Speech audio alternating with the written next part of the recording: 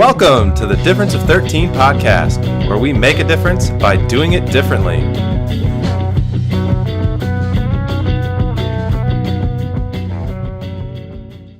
Welcome to the Difference of 13, guys. We are so excited to have you with us. This is probably the most excited I've been for a podcast. We have an awesome guest with us today, and I don't know what else to say. I'm just super excited. I know. This is his story is truly amazing. Truly amazing. Should we tell him who it is? Probably. Yeah. This is Josh Perry. He is a former BMX rider, correct? I still ride. You still ride? I just don't okay. compete professionally. Okay. I think I saw him on Instagram the other day doing some crazy stuff. I still ride at the same level. Yeah. Okay. Well, I meant competitively. Yeah. I showed it to my wife and asked, "Hey, do you think we get Lucas?" And my son is 5, and I was like, "What do you think? We get him into it?" She about had a heart attack. Yeah. So Yeah. probably should have started with a little more benign trick. Yeah. But Some of the stuff you guys do on those bikes is just mind-blowing. Yeah, when we sit down and analyze it just ourselves, it's pretty interesting what we can do in the matter of 2 to 3 seconds in the air. Right. So, but yeah, well, why don't we let you kind of tell all the listeners kind of a little bit about yourself. You have a pretty amazing mission that you're really trying to, you're the epitome of reason that we started this was to just really bring on people and bring out the messages of people who are doing things differently to really make a difference. And I mean, to a T, we were just talking before we started recording, you're totally doing that. So I can't wait for all the listeners to hear, a little bit about you, your story, how'd you get into BMX, and kind of this was your show. So go ahead. Well, yeah, first of all, thank you for having me. It's always a pleasure to be able to share my story and everything that I'm about and everything I've learned along the way to be able to help at least one person. It's nothing can beat that. So thank you. I former professional BMX athlete and now pursuing a path of motivational speaking and health coaching and consulting, just trying to help people become well. I started out as a Cape Cod boy back in Massachusetts, growing up playing Little League baseball and basketball. And, when I became a teenager, I was able to work and started landscaping and went to a technical high school for landscaping, got to the point in the middle of my sophomore year where I could go to academics 2 weeks and then work 2 weeks. So I was making money. I was stoked. Nice. That's awesome. And at the same time, I was getting into competing regionally. And at that time, I wasn't professionally competing yet, just still amateur level, but going to the regional, national level, competitions and taking the weekends to do that. And, saving up some money and learning how to run a landscaping business. And then it came to a point where I stopped playing basketball I think the beginning of sophomore year for the school sports, team, all that stuff. And then started getting more into BMX and started seeing more results in the contest scene and getting offered to fly across the country because of, winning. That's part of the prize. I think I made $150 my first contest. Nice. But all expenses paid for my mom and I to go to Portland, Oregon to compete awesome. against the other top 10 amateurs in the United States.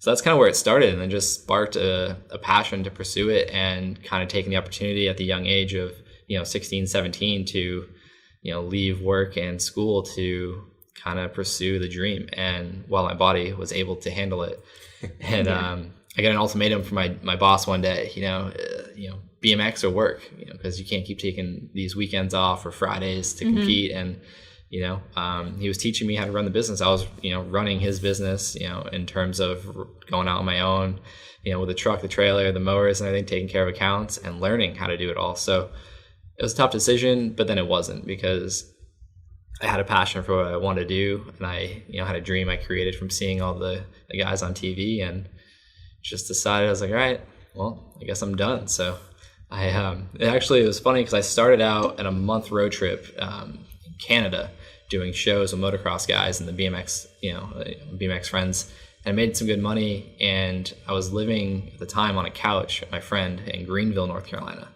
It was super cheap.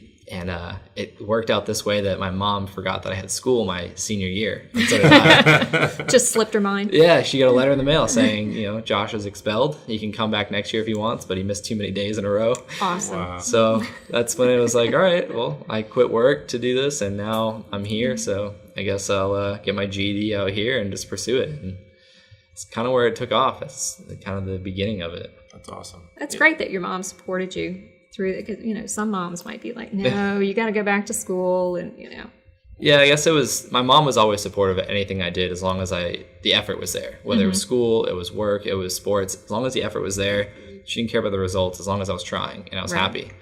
it broke my dad's heart a little bit because my dream was to go to college, play basketball, and go to the NBA one day. But good thing that I didn't choose that because I'm not that tall. So, You got lucky. Yeah. You figured that out earlier than I did. I went and played in college, and I didn't realize till I was there that the 6'1" white guy who can't really jump and shoots okay isn't really going to make any money in the 5'10", sport. so. Yeah. But so I think it was interesting. I heard you talking about the decision that you had to make in terms of staying on to learn the business versus pursuing your dream. I just wrote a blog just pretty recently just about daring to make that leap and daring to be different. Trying something new. What were some of the challenges or questions in your mind? I guess the inner struggles. I think that can relate to so many things. I'm sure as you've seen in your you're speaking already and just talking with people probably after the talks about whether it's starting a new job, about changing, if you're in college, changing majors, if you're 45 and you hate your job and going back to school to start a new career. I mean, there's just so many applications to that scenario. Can you talk a little bit about that and what that was like and how you navigated that? Yeah. So first of all, at the young age of 17, making that decision was a little bit easier than now being 29 and experience and responsibilities. But yeah, I don't know where to start. Like there were so many things, obviously I'm 17, I'm moving 13 hours south, living on my own, leaving my family, leaving the support of them, the unknown, what could happen, what if I get hurt, how am I going to make money?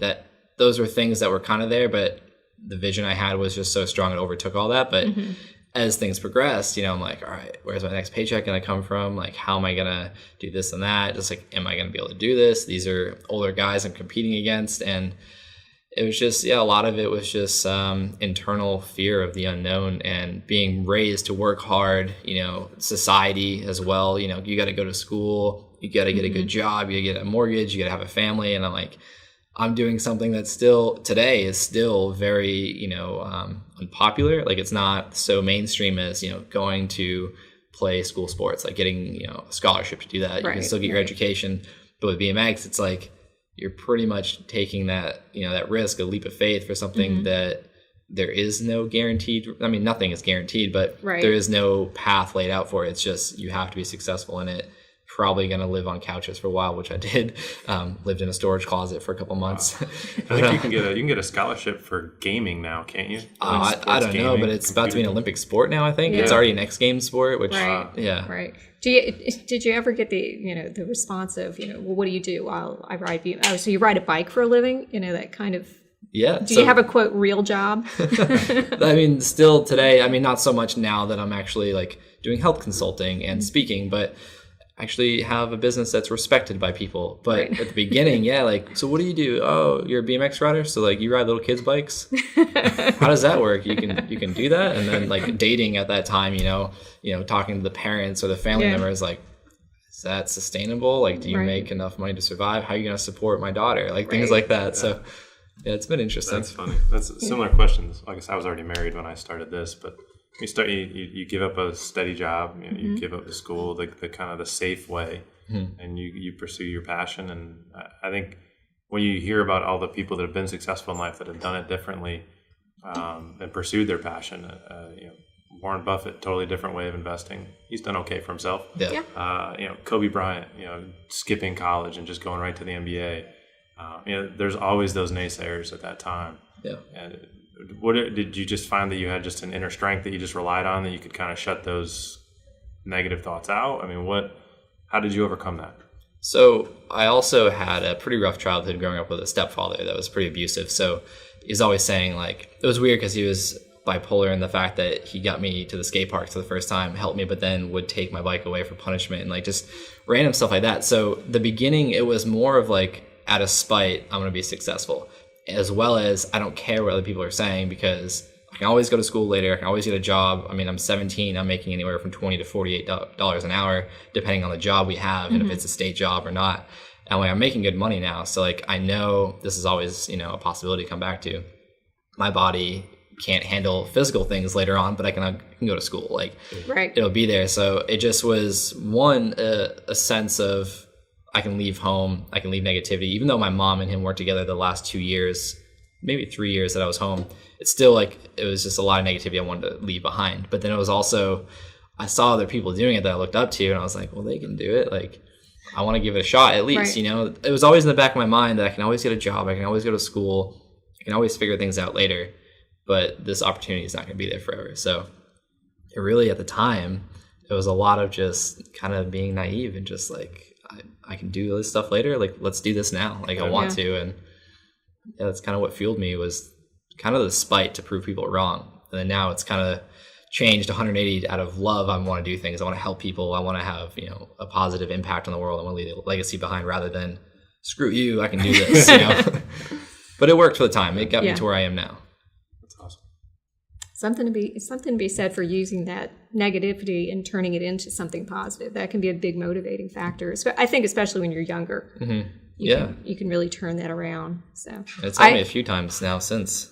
I used to work with high school kids, and some of their parents weren't happy with me because things like that would come up where they sort of had these once in a lifetime opportunity, or take the traditional route and go to school. And I was always like, take the once in a lifetime opportunity. School's always going to be there. Go for it. And some parents weren't happy about that, but I feel like, these opportunities come and you just have to jump on them.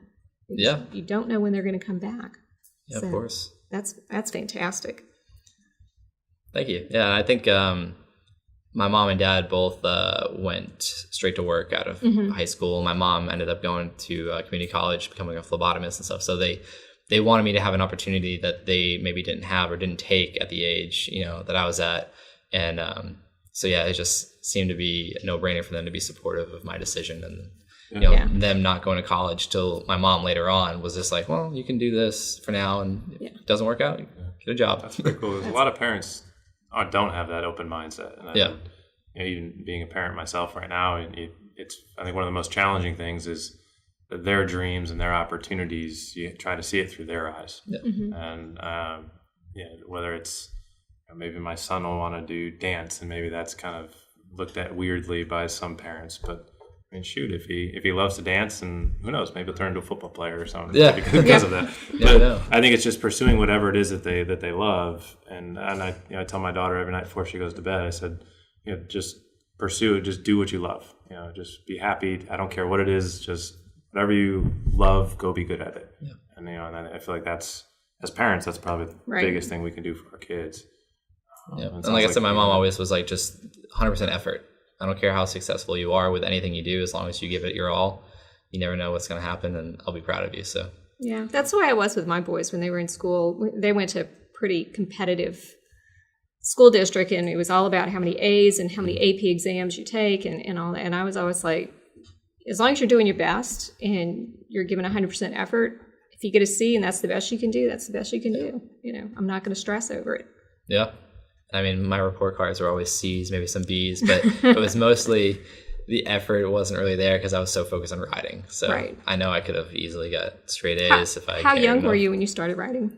So I was like 13 when I first got my real BMX bike, and then going from basketball and baseball, you're always in competition against other schools. So it's just natural next step when I got into it was like, all right, let's see, some beginner class, local park, contest. And that led into the progression of the next group, and then advancing to the next. And then when I was 17 is when I rode what used to be called the Do Tour. It was a professional level series we had that's no longer around, at least for BMX. But I was 17, I got on, and then that's when I was like, all right.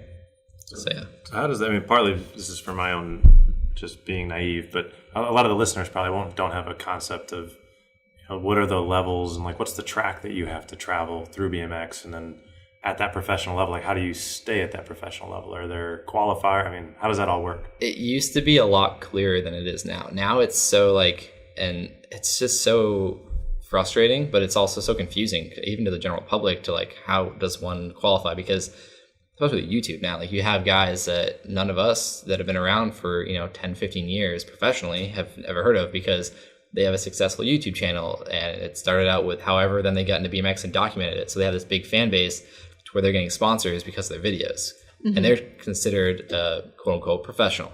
But then you have guys that are competing in professional level contests, maybe don't have sponsors, that are paying. I mean, my last year competing, I didn't have a single paying sponsor. but I was still a professional level athlete competing in the world's biggest, professional level BMX contest. So it used to be, okay, yeah, you go put out some videos, you go to all the contests you can around the States or the world. There was a ton of them. And then you had different qualifiers. So X Games, for example, had X Trials. They had a couple different contests you could qualify for, the qualifying of the actual X Games. And so the way contests usually work is there's 2 rounds. There's the semifinals, which is 24 plus riders, and then they qualify for the top 12 riders. But before you could get to that semifinal, you had to go to these X Trials. And then they had other contest series that factored in. So it was like a point system, just like any other, bracket type thing of sports.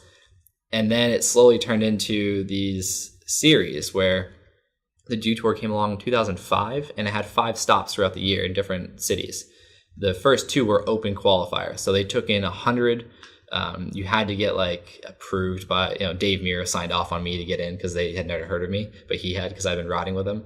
But you had to get approved into this 100, open qualifier round. And then 35, I think it was 24 to 35, I forget how they used to do it, went into the next round.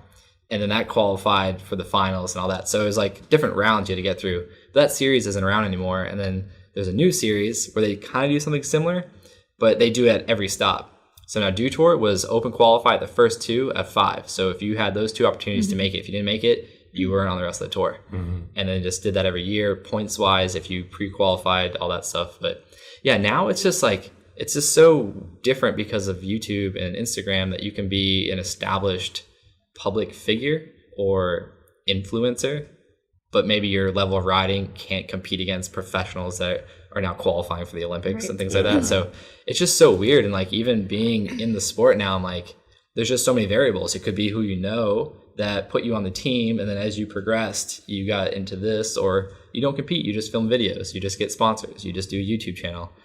And I have a friend out of England who stopped competing and just focused on his YouTube channel and building a brand around, lifestyle brands, but his own brand in that. And now he's doing so well that he got asked to be on the British cycling team, and he just doesn't want to because it just doesn't make sense, because, the support for him to do that is he's going to go broke trying to do that when right now he's, doing very well for himself, 100% what he wants. That's awesome. So it's clearly very difficult to get on the tour, and even more so now with all the ambiguity around. And then if you make it, it's just so financially unstable because sponsorships aren't the same. All the corporate sponsors are out, and then the contest scene doesn't have much payout. You have to make first place to make your travel money back now.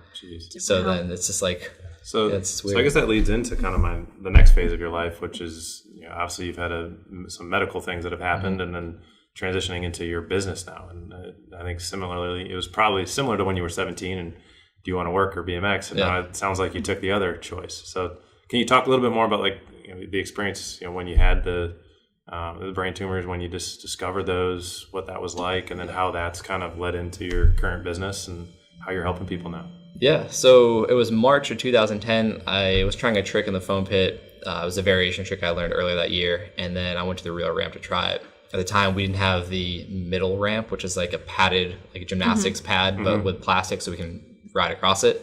We didn't have that, so I went from the foam pit to the real ramp. And I over-rotated the trick, got scared of under-rotating and landing on top of the ramp, and then over-rotated, landed on my shoulder, whiplashed my head, hit my head. Had a helmet on, of course, but I got a concussion, so I had to get an MRI. Leading up to it a year prior, I've been going into the urgent care emergency room of headaches, migraines, nausea, actually throwing up, loss of vision, blurred vision, all these symptoms that make sense to a brain tumor, and asked for a CT scan, an X-ray, an MRI, something very ignorant to the terms, but just, you guys got to look at my brain. There's something here, and you're telling me you're not. They just kept giving me Percocets, Vicodins, all the, every kind of pain pill. Try this. You're young. You just have headaches. Just nothing about nutrition, nothing about scanning the brain. And then, the loss of vision wasn't a little bit of a red flag. And I went to a neurologist and an eye specialist, and they were like, "No, your vision's fine." And I was like, "Well, I can't see. So what? How are you gonna tell me my vision's fine?" But it checks out to That's crazy. Yeah, crazy. It's very, very crazy. So then, I fell in March, hit my head, and then got the MRI, and then, so no bleeding, no swelling from the concussion, but you have a mass that shouldn't be there, and it was taking up like pretty much the left side of my brain, and it was a tumor. And How old were you at this point? I had just turned 21 that November. My goodness. So yeah. And I was alone in the urgent care. I thought it was just another concussion, checkup, as sad as that sounds, but just going to get the brain Just checked another out. concussion. Guess that's the sport of BMX. It's another one of those. First two things he said, no swelling, no bleeding. I was like, all right, cool. Cool. But there's something in your brain that shouldn't be there. That's how he worded it, literally how he worded it. And I was like, my heart just sunk. And I was like, okay. And then he said, there's a brain tumor. And then everything just became a blur from then on. Can't even imagine. He said, don't know if it's cancerous, benign, but if you want a shot at living, let alone riding, which you'll probably never do again, like literally said that, you have to have it taken out. Wow. So that was an experience. Yes. And you were all by yourself in that room. Yeah. Yeah. Why do they go to that when you're 21 years old by yourself? Okay, let's tell this person you're never going to ride again. If you don't have surgery, you're going to die. Like you think they could soft play it a little bit better, like kind of get you used to the idea. Okay, I have a brain tumor. This is serious. I need to get it addressed. And then gradually roll it out to you a little bit. What gets me as a healthcare provider, like to make those sorts of just jumps, right, boggles my mind. I mean, it's not like this is the beginning of medicine. Like, how many of those stories have you heard? Doctor said I'd never walk again. Doctor said I'd never ride again. Like, you think like you'd figure it out, right? We don't know if it's cancer or not, but you're never going to ride again. Well, he said I'd be lucky to walk, let alone ride. And I was like, oh, wow. It just blows my mind. Yeah, I mean, I don't get people with brain tumors in here, but they'll but come in and with a shoulder and the doctor said I'll never be able to comb my hair again. What? Yeah. Did he even look at you? Right. How about we try a few things first and then see? So what happened from there? So obviously he floors you with that news, and then like what's the timeline before surgery? And so I mean, I walked out of there while they were still talking. I don't remember what they were saying, but I just had to get out of there and then called my mom. Eventually could speak. My best friend came and picked me up and hung out with me. My mom was still living in Mass at the time. But yeah, then once everything settled down a little bit, did some research on surgeons and found Dr. Alan Friedman out of Duke University. So the doctor just floors you with the news, and I mean, how long till surgery? I mean, what'd you do? How did that play out? Yeah, so we did some research on, neurologists in the area. Luckily lived close to Duke, so found Dr. Alan Friedman at Duke University, one of the top neurologists in the world. So just, all right, let's go talk to him. And he looked at my MRI, and we had a conversation, of course, a consultation. And he said that if I had kept going down the path I was going without hitting my head, I wouldn't have, woken up after about a month or two, just based on the size. Jeez. And the issues of the vision was because the tumor was wrapping itself around the optic nerve and a main artery in my brain. So it just made sense as to all the symptoms. But he was like, yeah, like you're lucky you fell and hit your head when you did, because you wouldn't have lasted much longer. The pain pills weren't the problem.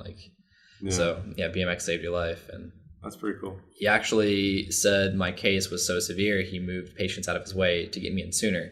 So April 10th, I went in for surgery, and I think it was supposed to be 4 hours, but once they got in, then they saw the artery issue with it, the tumor wrapping itself around there. So it ended up taking like 6.5 hours. Wow. But when I woke up, I was, alive, of course. The paperwork I had to sign of paralysis, vision loss and being deaf and like all these things, like I was able to see, hear.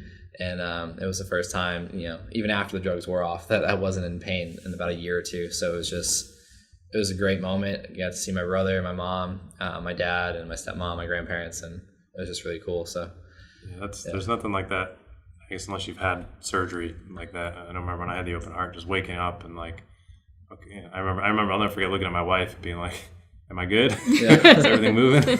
But yeah, that's an amazing feeling. So, but now that you said, you've had 3 others now, you said, right? Yeah. So that was the original brain surgery. And everything checked out after that. I was back on my bike in 5 weeks, and then I was competing, I want to say 12 total weeks from surgery in England. And it was September 2012. I was doing shows in India and got an email from my mom saying she needed to talk about something. And I remember I just went in for a scan before then, so I was like, oh, something's wrong.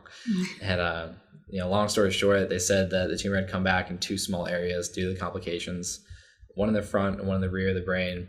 And it was because of the artery and the optic nerve, complication. They didn't want to risk hitting it because I could have had a stroke, bled out, become paralyzed, died, all that good stuff. So He was like, yeah, I was like, all right, so I'm in India. I have 2 more days left of the trip. Should I come home? He's like, no, it's not, it's not worth, that right now. It's not too much of a risk. Let's just get assessed when you get home and we'll talk about options. So I went home, got it assessed, and they mentioned radiation because of, the complications. Again, opening my skull was just not worth the risk and all the toxic, chemicals and everything from surgery. So he suggested radiation. Again, I just was devastated, and I was like, oh man, like this sucks. Like, the victim mentality thoughts of why me, am I a bad person? Like, again, like what did I do to deserve this? But it was also part motivation because I did it once, and then they're saying this isn't as severe. So if I did it once and this isn't as bad, like, all right, let's do it again. And, I got a purpose for my life. I want to, at the time I was still just focused on riding. And I was like, I want to be one of the best at BMX in the world. And I'm still young. So again, didn't like the word radiation. So I did some research and then found a technology called gamma knife radiosurgery. And then I was like, all right, he said not to have surgery. This says knife in the title and surgery. But I did some research on it, and it was non-invasive, and it's almost like an MRI, but they just do 180 degrees worth of different radiation beams at a lesser degree that they pinpoint where to treat with a computer. So by the time they treat the area, it's powerful enough to do its treatment without damaging surrounding tissue. And because of that, those 2 tumors shrunk for 4 years, and they've now become stabilized. That's awesome. So that was the second diagnosis and treatment. Nice. And then were there more? Yeah, so Man. that's also what got me into holistic health and learning about nutrition. A friend of mine sent me a documentary called Food Matters, which is interesting because I haven't watched it in a while, a couple of years actually. So I don't know if I agree with the information or not anymore. Yeah. From what I've learned, but it was put in such a simplistic form and easy to understand manner that I applied it to my life, and I started making changes, cutting things out, adding things in, and then it just sparked the the fuel to pursue this path of holistic health and nutrition. And then I went through an online nutrition program out of New York called the Institute for Integrative Nutrition to become a certified holistic health coach. I wasn't really interested in it at that point. I was just still trying to learn more of all the different routes you could take online and books, and I just wanted a clearer path, and it helped me a lot. Then, so leading forward, I just been becoming more passionate about it, becoming more 100% with my diet and fitness and mindset and things. And then it was February of 2017, another routine scan, and super confident about it, and just positive and doing the work to take care of myself. And the other tumors were shrinking, and they were doing their thing, and I was still fine. So that February scan showed those 2 original regrowths were halted. They weren't growing anymore, which is cool, great, best case scenario. Yeah, Right. But the other side of my brain popped up 2 more about the same size. And then again, I was just like, man, like, come on. Why me? How many times I got to do this? Yeah. Seriously? And, so they, they said, my radiation oncologist was like, who did the gamma knife before? It's like, yeah, it's not a big deal right now. As long as you're mentally okay, it's not going to, cause any physical harm. They're not that large, and they're not in any specific areas where it'll do much damage, but let's just get it checked out in a year. And so at that point, 2 things happened. One, I became super motivated to use it to help me and help others. Like, how can I spin this and use it for positivity? Help, market myself more, get my name out there, help people along the way, and use it as motivation. Mm-hmm. And then the second thing was I've been learning about what's called the ketogenic diet the whole time, since about 2013 was when I first became aware of it. And I remember learning about the epigenetic effects of it, meaning the expression of our genes. And they're telling me they think that the reason these tumors are popping up is because of a genetic predisposition to them. So I was like, all right, so if it's my genetics causing these, maybe I need to get a little bit more, dialed in with my nutrition and lifestyle. Yeah. And so that's when I took to the ketogenic diet, meaning, high fat, little to no sugar, low carb. And a year follow-up, they hadn't progressed. So that was without treatment, awesome. Medication, or surgery. Yeah. So at a high level, what does ketogenic mean? When we say high fat, I mean, what is, I just eat Twinkies? Yeah. I mean, what does that mean? That's my kind of diet. So there's what you call a healthy ketogenic diet. Okay. And then there's the old Atkins diet, which was pretty much on point, minus the quality didn't matter. Okay. But they've made some changes to it since. But yeah, so ketogenic basically just means that you have an abundance of ketones, which is the byproduct of fat, burning in the blood. You have an abundance of it, similar to, like, let's say you have diabetes. You have a backup of blood sugar and insulin in the body.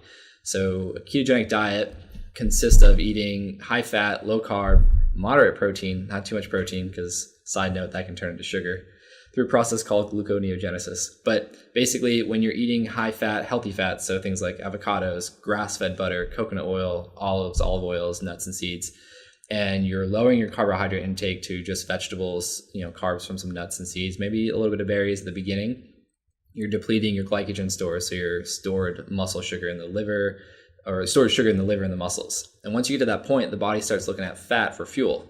So two things happen. It's really cool. It starts burning dietary fat, but also body fat. So it's why a lot of people are using it for weight loss and getting cut now. But the therapeutic effects of it on the brain is where it got me into it, as well as overall health, is really, really powerful. So in short, ketogenic diet is just a high, healthy fat diet, low carb to no sugar if possible, and moderate protein, and just a lot of vegetables, above ground leafy green vegetables and cruciferous vegetables for fiber and nutrition. That's awesome. So, yeah. I mean, you've had quite the journey. It's like from a 17-year-old kid saying, forget school, I'm going on the BMX track, to being very successful. Now you're a businessman. So what's that been like, transitioning? You said, you've been kind of up and running fully for the last year. You've already given a couple of big talks, it sounds like. What's that been like for you? What are you hoping to do in the next year coming up? I know you're big on Instagram and some of your other social, platforms. That we'll make sure we put links in the bios for those. I think it's at Josh Perry BMX. What should people be looking for from you coming, and how are you going to help us all stay motivated? Because I mean, Jesus, four times, that's pretty rough. I still live with 4 of them in my brain today. So that's crazy. It's been a challenge, but my overall goal is to help people become healthy, happy, and successful. Like, I just want to use what I've gone through and utilize it, rather than just kind of continue living my life selfishly as I think of it, but other people don't. But I really just want to help people, and I want to help people overcome challenges that I've gone through that maybe they don't have to go through to learn that they can take a different route.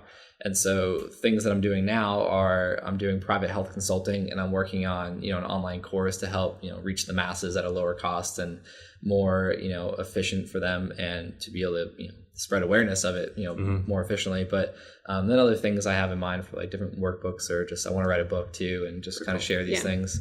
But then a new thing is motivational, public speaking. And I've been doing things like this, podcast for a good while, and different interviews and things, but I really want to be able to get in front of more people and just share my, beliefs on life, and, health being internal, and, life is all about perspective and gratitude and the choices we take. So I really just want to help people. And then I want to create a business for myself that I can feel fulfilled with, but also feel, just kind of happy with helping people, rather than just going to work a job that, landscaping was cool, and I really enjoyed it, actually, but it didn't have much of an impact. Maybe it had an impact on people's yards. Maybe that made them feel good, but it was just small. So being able to go through what I've gone through, still doing what I do today, everything I've learned, I just want to, be able to share that with people. That's awesome. So if somebody wanted to, reach out to you and say, hey, I want to change the way I'm living, I've heard about the ketogenic diet, and I want to work with you. What does that look like for them in terms of, like, what you would be able to offer them and how they'd work with you? Do they have to be local here in Raleigh? Can they be anywhere in the world? How does that, I guess maybe you could just elaborate a little bit on how you can help everybody listening. Yeah. So, I mean, obviously we'd have a conversation first, see what, they're trying to accomplish, if it's the right fit. Certain people I don't want to work with, depending on their... I don't think he'd want to work with you. Probably. Twinkies. Their desire to change. So I know change is a huge aspect of it, so it's a lot of mindset involved. But the way I typically work, I only have 2 local clients actually right now. All my other clients are on the West Coast. So we just do weekly check-in calls with coaching and, I can't say counseling, but it's pretty much just, coaching. We just talk about different things that are going to be changing. And what I do on my end is obviously the research, but I develop the plan per their goal, their, unique, individuality, and just what they're trying to accomplish. And I write up the plans, and I give them support along the way. Private clients, they have access to me, personally. My phone number can hit me up anytime. email, and then we just check in once a week to go over the next phase. Maybe it's the next week of stuff or the next 3 weeks, and just make sure they're on track, make sure there's clarity, make sure they're seeing the results. If they aren't seeing the results in a certain way, then we tweak things. And that's there's so many books and programs out there, but if you follow it to the T and you're not seeing results, well, we got to, kind of brainstorm what's going on. Maybe do things differently. Right, because one size doesn't fit all. Yeah, exactly. Yeah. So I guess, as we wrap up, what would be, a couple tips or thoughts that you want to leave people with in terms of, they're going through a tough time in life, physically, it may not be physically, maybe mentally, emotionally, just work is tough, something along those lines. What are a couple thoughts or a thought that you'd want to leave with them that maybe has been the most changing for you or most inspirational for you, or what would you want to leave the listeners with? It's one of my favorite quotes right now. It's actually my tattoo, but fear is just a thought and thoughts can be changed. It's easier said than done, but that's something that's been a game changer for me the last few years. And even till today, like starting a business is like super stressful. The fear is the past, beliefs of self-doubt or, self-sabotage, like all those things come into play. But what helps me the most is having a support team to be able to talk to, and like my girlfriend Jackie behind us, just being able to share those things and know that you're not alone and know that you're not, broken in a sense, but it's just common. And to be able to, talk those things out. Sometimes you hear what you're saying and you're like, oh, okay, like that's a little, we should probably change that. But having a clear vision for yourself and a goal, and more importantly, a why to that goal, a purpose. And any time that I feel down, frustrated, defeated or something, I talk with Jackie about it, or I just kind of go over with myself, and I'm just like, all right, what am I trying to accomplish and why? And then what's really happening? Am I worrying about something that hasn't happened yet? Worrying about the future, or are things okay and I'm just freaking out because of the past, and past experiences? So that's actually something we had a conversation about today. And it sounds like she's really the backbone of the business then, right? Pretty much. Yeah. It's like my wife. Yeah. So, I can't tell you how excited and grateful we are that you took the time out to talk with us and share with the listeners. Just amazing story. Truly amazing story. I appreciate it. Just a lot of awesome nuggets, as they say, to take we away. We could sit here and talk for another 3 hours and still not. I talk a lot. Well, there's so much. Mm-hmm. In your few years of life, you've done quite a bit. Yeah. It's the wise sage. Right? From the old person here. And you've lived very differently, and I find that truly inspiring. I appreciate it. I appreciate the opportunity to share. It's a big passion of mine to be able to share what's helped me with others, and maybe you could help one person, maybe you could help a million. Cool. Just being able to provide that opportunity means a lot to me. That's awesome. Well, we really appreciate you coming on. I'd love to have you on another time if you're ever interested. And why don't you just tell people where they can find you at as we wrap up? So I'm most active on Instagram, but Instagram, Twitter, for whatever time of the year I decide to use that. Facebook, YouTube, LinkedIn, like everything is just Josh Perry BMX. And then my website's joshperrybmx.com. And also one thing I forgot to mention is on my website I have information about it, but a big project of mine that I'm working on now is with a nonprofit called the Athlete Recovery Fund, who helped me a lot in 2010 with my brain tumor surgery. But we're working on a BMX wellness event that's part, all things health and wellness, but a BMX stunt show to kind of provide information for people and also raise money for brain tumor, brain injury patients directly with funding, not research awareness, which is great, but awesome. I want to be able to do something for the people. So that's awesome. Where will that be? Physically, I plan to do it everywhere. So we're in the beginning of that. We're trying to get more, awareness and support for it. But awesome. That's on the website as well. But okay, well, cool. We'll definitely be sure to let us know. We'll put it out to everybody too. Yeah. Cissy will put a link in the notes for us. Awesome. Thank you. I'll bring my wife and kid, and maybe I'll get her to let him try it. We'll see. Yeah. So it'll be an opportunity. Yeah, exactly. Awesome. Well, thanks for listening, everybody, and I hope you really enjoyed as much as we did talking with Josh and learning more about him and what he's doing. Definitely check out his website. Check him out on Instagram, Twitter, the part of the year he's on it. And we look forward to seeing you guys next week. All right. Goodbye.